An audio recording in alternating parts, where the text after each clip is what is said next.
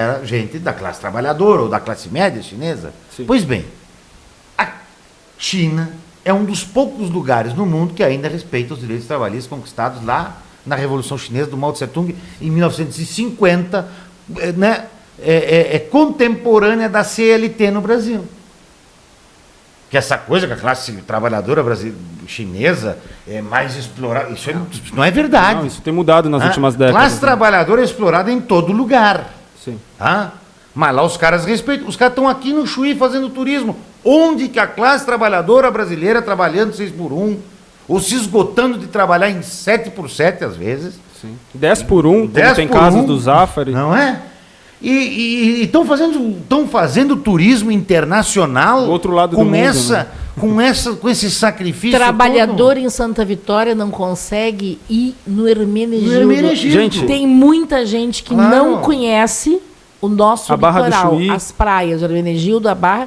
Gente que não conhece o Porto de Santa Vitória. Tem gente, é uma realidade, tá? Tem trabalhador, trabalhadora que tá parcelando conta de luz no cartão, gente, tá ligado? Tem gente que tá parcelando conta de água no cartão, sabe? Tem gente que tá tendo que escolher ou paga o aluguel ou faz as compras do mercado. Então a questão é a seguinte, não, a redução da jornada de trabalho vai quebrar a economia, mas que economia?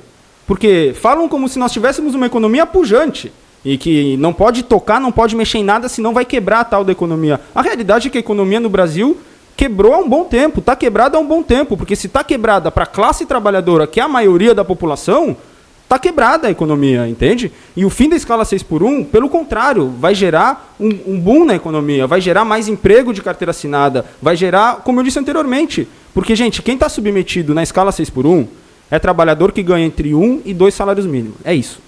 Essas pessoas comprometem toda a renda delas na economia local, pagando o aluguel, pagando o mercado, se sobrar um dinheirinho vai botar o filho ou a filha na dança, no futebol, né? Sei lá, na natação, se tiver oportunidade disso, comprar um material escolar.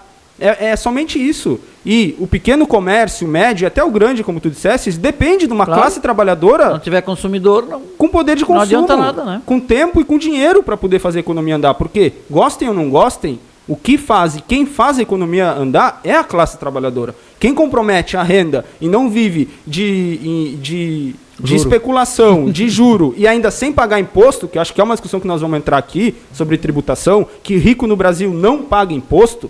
Jorge Paulo Lemann e companhia deram um furo nas lojas americanas, aumentaram a renda, aumentaram a riqueza deles em 27% e os caras não pagam juro em cima dessa riqueza.